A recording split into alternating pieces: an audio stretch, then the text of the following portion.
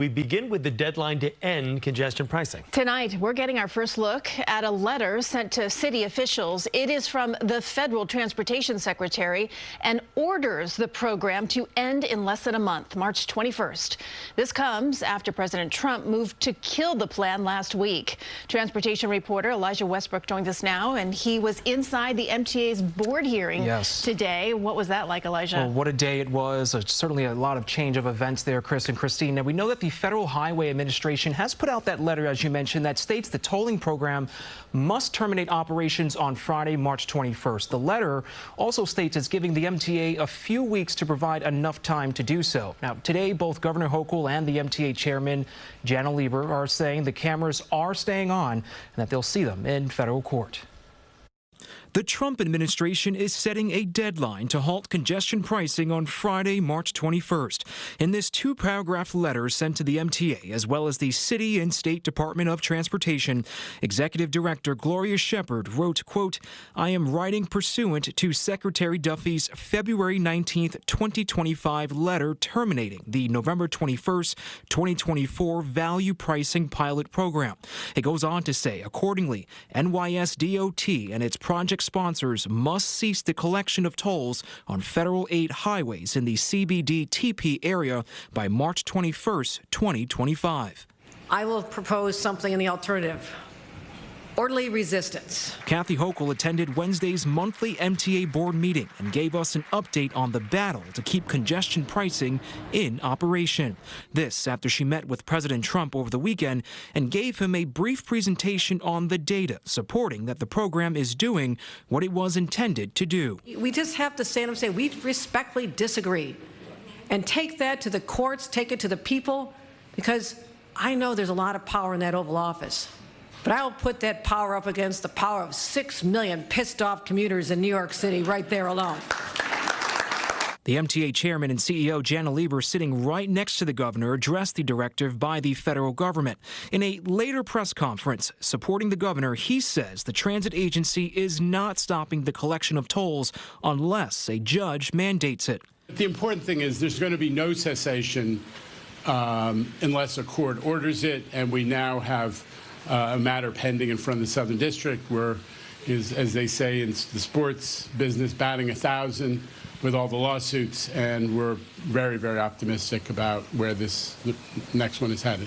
If congestion pricing stops, there could be a ripple effect in the completion of mass transit projects that were reliant on the funding expected to be generated from it.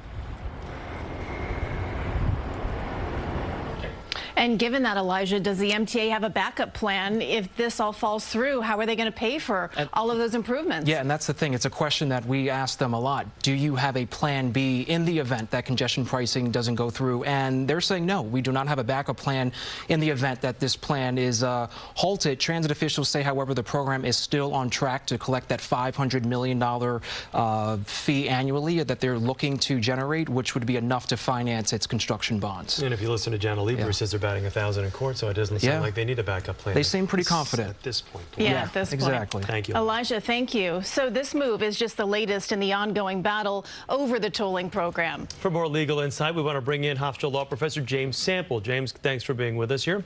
So who is in the stronger legal position here? You hear one thing from Janno, Lieber there, but I'm sure the federal government would beg to differ. It's good to be with you, Chris and Christine. I think I would analogize this to a military kind of situation. If you think about a military situation, the tactical high ground is the place of advantage. You want to be fighting from an elevated position. And in the litigation context, the elevated position, or the equivalent of an elevated position, is having the status quo on your side. So in that respect, the federal government is going to have to try to change the status quo, which is that congestion pricing is in effect. The MTA has the upper hand in that regard. Absolutely. And as Chris mentioned, Janno, Lieber saying there that they've been batting 1,000. So looking at that precedent through all of these various rounds of federal reviews, all of the money that has already been spent for those reviews, the studies, and then, of course, those court cases. New York has won all of them. How will that impact the case as well?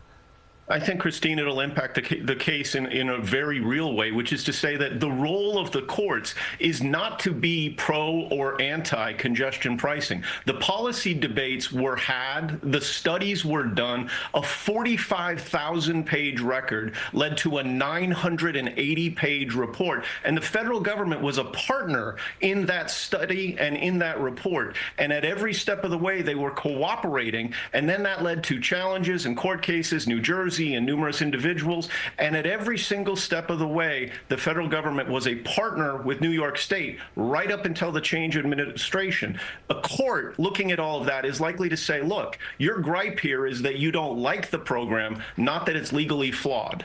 James, 15 seconds. What should the people be led to believe then? The federal government says you've got until March 21st. Janno Lieber says we're going to be fine in court. What should the commuter believe? I think the commuter, Chris, believes that until March 21st, it's definitely in effect. And unless something changes, and that burden is on the federal government, it's likely to stay in effect for at least a medium term. All right, James Sample, thank you. Good to have you with us as always. On our website, we've got a full timeline of congestion pricing. You can follow the legal back and forth that continues on CBSNewYork.com.